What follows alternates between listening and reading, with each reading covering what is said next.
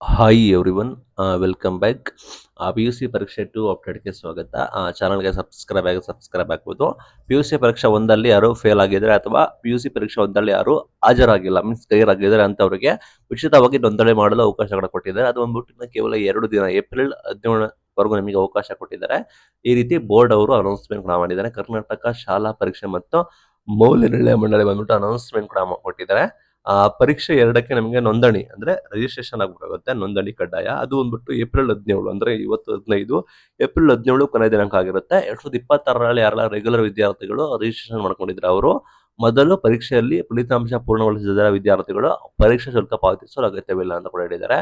ಯಾರು ರೆಗ್ಯುಲರ್ ವಿದ್ಯಾರ್ಥಿ ನೋಂದಣಿ ಕೂಡ ಮಾಡ್ಕೊಂಡಿದ್ದಾರೆ ಅವರು ಫಸ್ಟ್ ಎಕ್ಸಾಮ್ ಅಲ್ಲಿ ಫಲಿತಾಂಶ ಬಂದಿಲ್ಲ ಅಂತವರಿಗೆ ಪರೀಕ್ಷಾ ಫೀಸ್ ಕೊಡೋ ಅವಶ್ಯಕತೆ ಕೂಡ ಇಲ್ಲ ಅಂತ ಹೇಳಿದ್ದಾರೆ. ಇಂಥ ವಿದ್ಯಾರ್ಥಿಗಳು ಉಚಿತವಾಗಿ ಆ ಪರೀಕ್ಷೆ 2ಕ್ಕೆ ನೋಂದಣಿ ಕೂಡ ಆಗಬೇಕು ಅಂತ ಕೂಡ ಹೇಳಿದ್ದಾರೆ.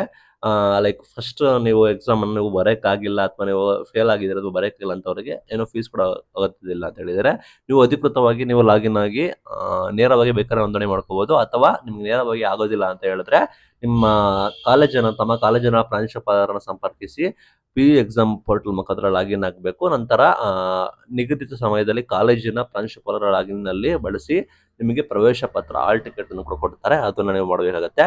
ನೋಂದಣಿ ಮಾಡೋವರೆಗೆ ಕೇವಲ 2 ದಿನ ಇದೆ. ಯಾರು PUC ಪರೀಕ್ಷೆ 2 ಬರೀಬೇಕು ಅಂತ ಇದ್ದಾರೆ ಅವರು ತಪ್ಪದೆ ನೋಡಿ. Thank you.